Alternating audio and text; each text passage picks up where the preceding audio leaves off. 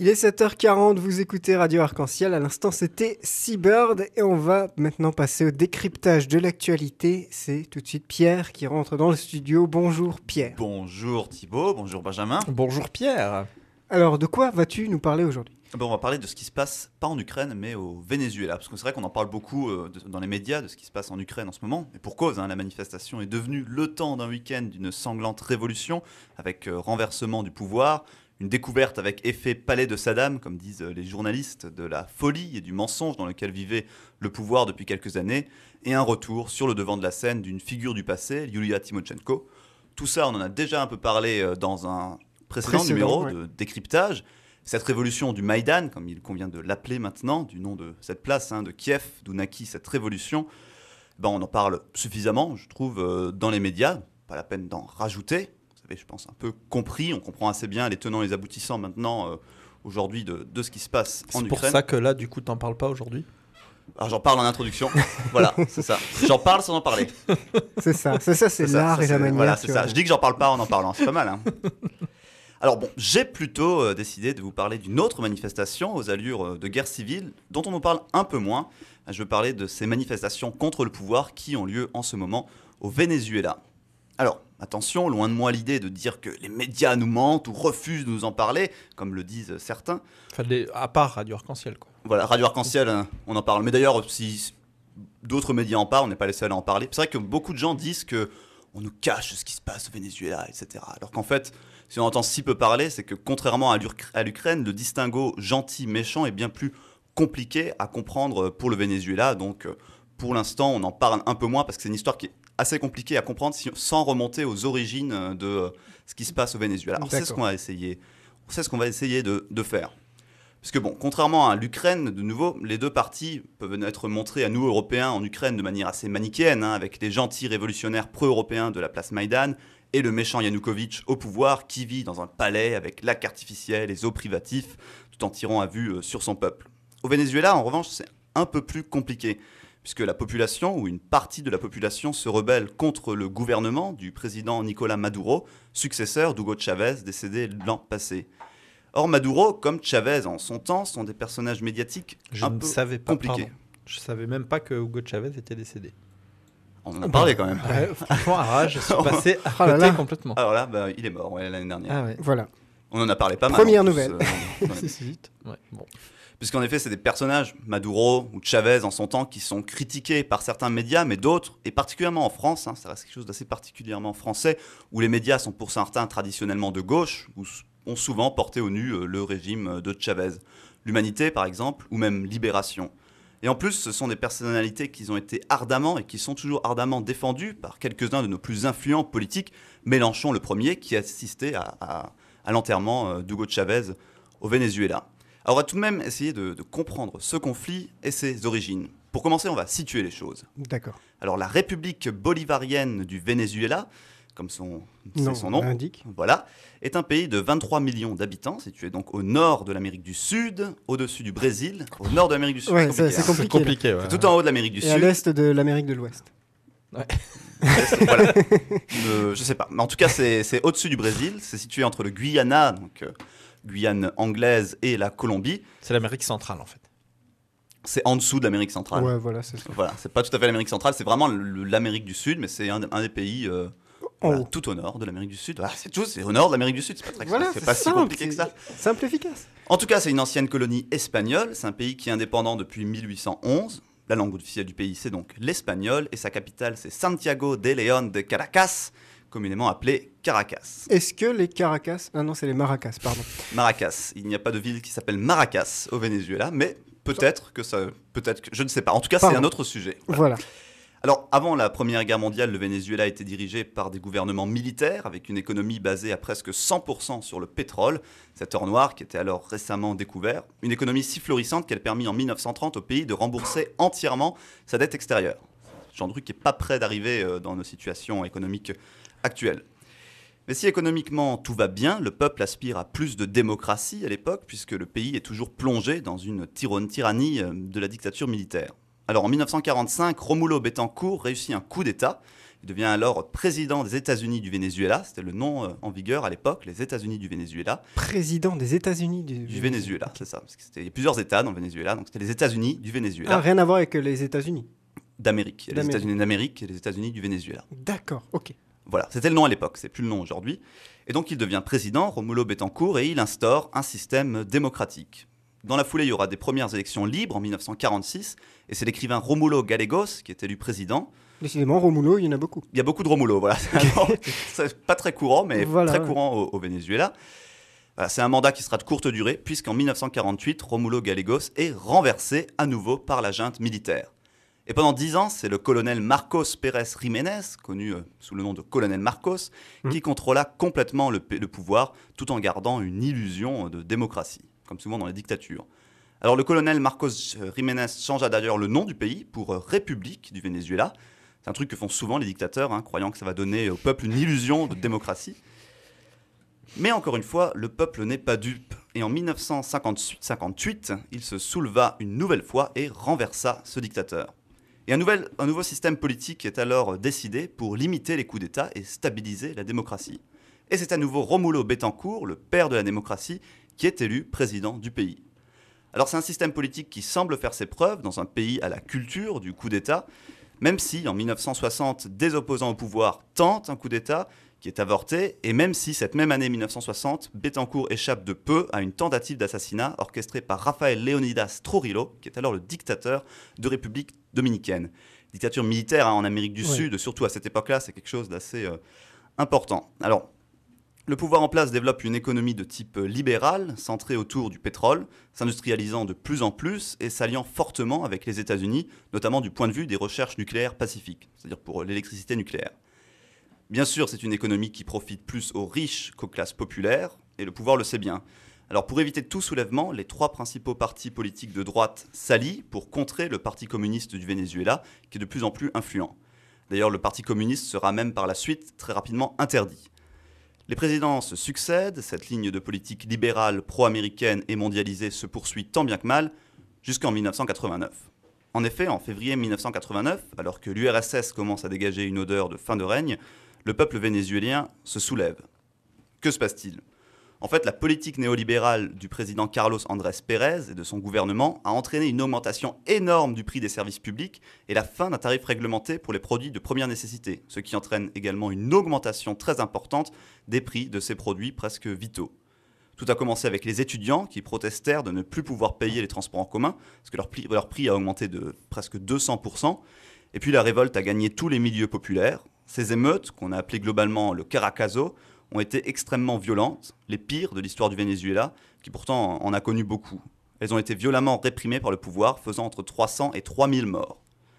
Et cette fois-ci, le pouvoir ne fut pas renversé. Alors en 1992, le pays est complètement déséquilibré, avec des riches de plus en plus riches et des couches populaires complètement ruinées. 2 coups d'État sont alors... Des couches populaires. T'as dit des couches. Des couches populaires complètement ruinées, en tout cas. 2 coups d'État sont alors organisés en faveur des classes populaires. L'un est organisé par le lieutenant-colonel Hugo Chavez. Mais ce sont des échecs, et Carlos Andrés Pérez s'accroche au pouvoir. Mais c'est de manière juridique que Pérez tombera. En effet, en 1993, on découvre qu'il a détourné pas loin de 250 millions de bolivars, la monnaie du Venezuela, soit 17 millions de dollars, pour financer des campagnes politiques dans des pays latino-américains voisins, y compris celle de Violeta Chamorro, qui sera d'ailleurs élue présidente du Nicaragua. Ça me fait penser à Tintin chez les Picaros. Si tu veux. Voilà. Si tu veux. Un peu. Alors il a été attaqué en justice en 1993 et il est suspendu du poste de président de la République par le Sénat. Alors du coup, des élections sont organisées. C'est Rafael Caldera qui est élu. C'est un président âgé, centriste, qui a déjà été au pouvoir entre 69 et 70. Il est plutôt apprécié par les communistes, dont il a levé l'interdiction, même s'il opte pour lutter contre la crise économique que traverse le pays pour des mesures néolibérales, comme la privatisation des dernières entreprises publiques. Et à nouveau, le virage libéral n'est pas du tout apprécié par le peuple. Toujours est-il qu'il termine son mandat sans trop de heurts. Et en 1998, de nouvelles élections sont organisées, et cette fois-ci, c'est le militaire anticapitaliste Hugo Chavez, devenu un véritable phénomène au Venezuela, qui est élu. Son objectif principal, c'est de rééquilibrer le fossé pauvre-riche. Sa première mesure est de voter une nouvelle constitution, la 5e constitution du Venezuela. Ce qui entraîne donc un changement de nom du pays qui devient République bolivarienne du Venezuela en hommage à Simón Bolívar, un anti-impérialiste connu pour avoir été celui qui a permis l'indépendance de beaucoup de pays d'Amérique du Sud. Il décide aussi d'abolir le Sénat, d'augmenter d'1 an le mandat présidentiel et d'empêcher le président d'être élu plus de 2 fois consécutivement. Et surtout, il met en vigueur le référendum révocatoire qui permet au peuple de destituer n'importe quel gouvernement, y compris le président. Alors dans ce premier mandat, de nombreuses coopératives se développent, les médias associatifs prennent une place très importante dans la société vénézuélienne et le système de santé est grandement amélioré grâce à de nombreux médecins cubains qui sont échangés à Cuba contre du pétrole. En 2000, il est réélu, mais problème, à la suite des attentats du 11 septembre 2001, le cours du pétrole s'effondre. Or, l'économie du Venezuela est basée entièrement sur le pétrole, ce qui entraîne une crise économique qui balaie le pays. Et dans le même temps, le gouvernement de Chavez a voté différentes lois qui ne sont pas du tout du goût du patronat. Il saisit de nombreux terrains côtiers et rend publique toute l'industrie pétrolière, qui était jusqu'alors privée, entraînant le licenciement de tous les cadres dirigeants de ces entreprises. Ces mesures, qualifiées par certains de confiscation de biens privés, entraînent de nombreuses grèves et une séparation radicale du pays entre anti- et pro-chavistes. La manifestation devenant de plus en plus importante, Chavez ordonne l'ordre, comme l'avait fait en son temps Pérez, aux forces de l'ordre de réprimer ces troubles à l'ordre public.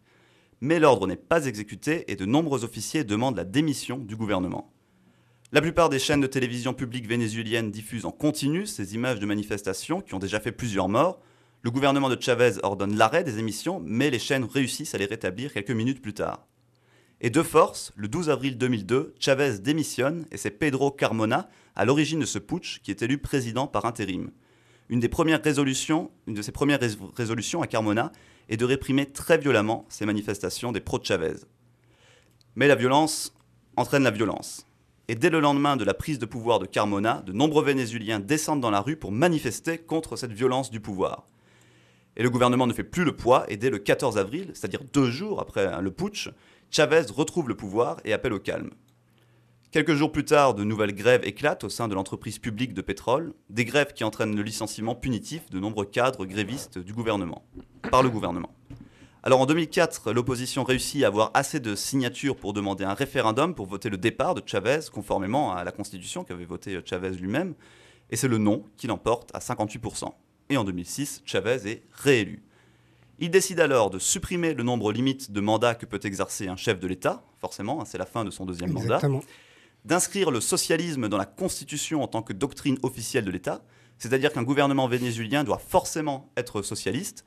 Il vote aussi une mesure permettant à l'État de restreindre la liberté de la presse en période de crise. Et de nombreux médias, comme des ONG, ainsi que des ONG comme Amnesty International et l'Union européenne, dénoncent ces dérives autoritaires, même si son charisme est assez incroyable et lui permet d'avoir une bonne réputation globalement à l'international. Et aussi au Venezuela, puisqu'en 2012, il est encore réélu président de la République. Mais atteint d'un cancer qui le ronge, il ne pourra pas aller au bout de ce mandat et décède à Caracas le 8 mars 2013 à l'âge de 58 ans. Alors le vice-président Nicolás Maduro assure l'intérim. Dans la foulée, il vote 7 jours fériés de deuil national et expulse beaucoup de diplomates américains, convaincus que les États-Unis, ennemis de toujours de Chavez, sont à l'origine de sa maladie. Alors c'est très compliqué de jeter un regard sur la période Chavez.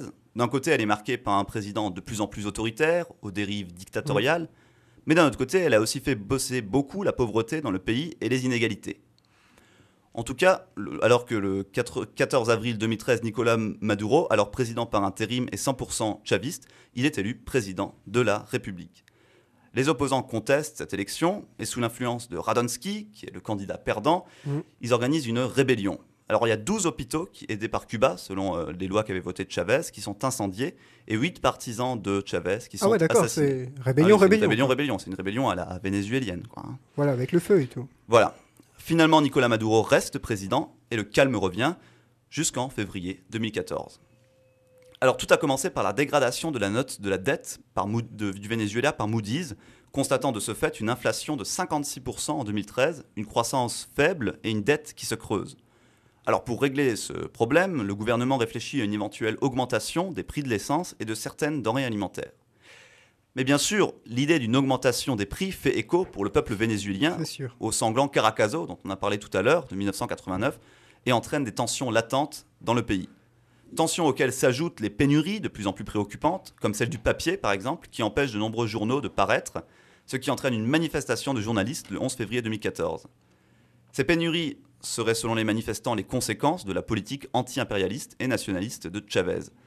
Et parallèlement à ça, de nombreuses manifestations étudiantes éclatent début février pour protester contre l'insécurité grandissante des universités suite au viol d'une étudiante et à de nombreux cambriolages dans les universités.